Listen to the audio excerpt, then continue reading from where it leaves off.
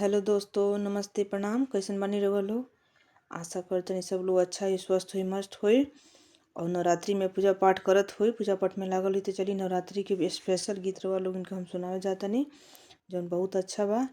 और लाइक share subscribe करी मत भूलिम लोगिन, अपन प्यार दुलार आशीर्वाद दिम लोगिन। और गाना सुन के कमेंट बॉक्स में जरूर बताएं लोगिन कि गाना कैसन लागल।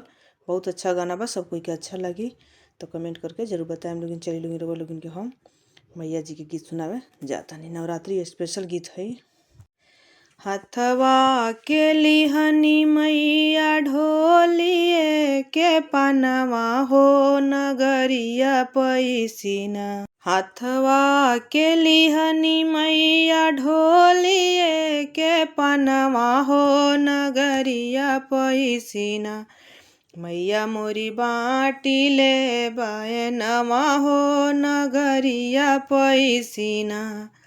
सबका के दिहनी मैया एक एक पनवा हो हमरा स्वामी जी के ना।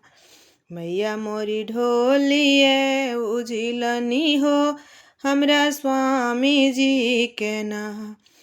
सबका के दिहनी मैया एक एक पनवा हो हमरा बेटा के नाम। मैया ढोलिए उझिलनी हो हमरा दमाद जी के ना।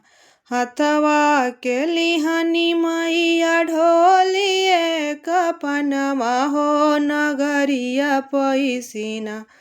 मैया मोरी बाटी ले बायनवा हो नगरिया पैसिना।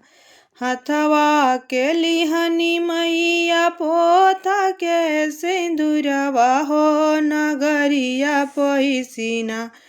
मैया मोरी बाटी ले बायनवा हो नगरिया पैसिना।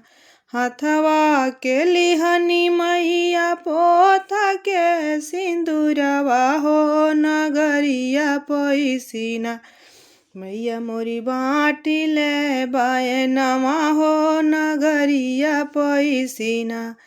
सबका के दिहनी मैया चिटुकी सिंदूरवा हो हमारा के ना।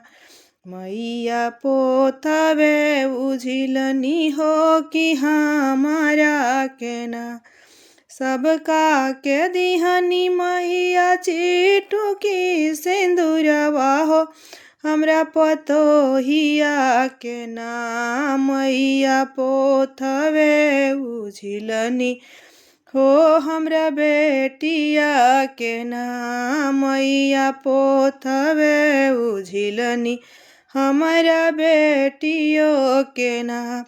हथवा के लिहनी मैया ढोलिए के पनवा हो नगरिया पैसिना। मैया मोरी बाटी ले बायनवा हो नगरिया पैसिना। हथवा के लिहनी मैया पोथा के सिंदूरवा हो नगरिया पैसिना। मैया मोरी बाटी ले बायनवा हो नगरिया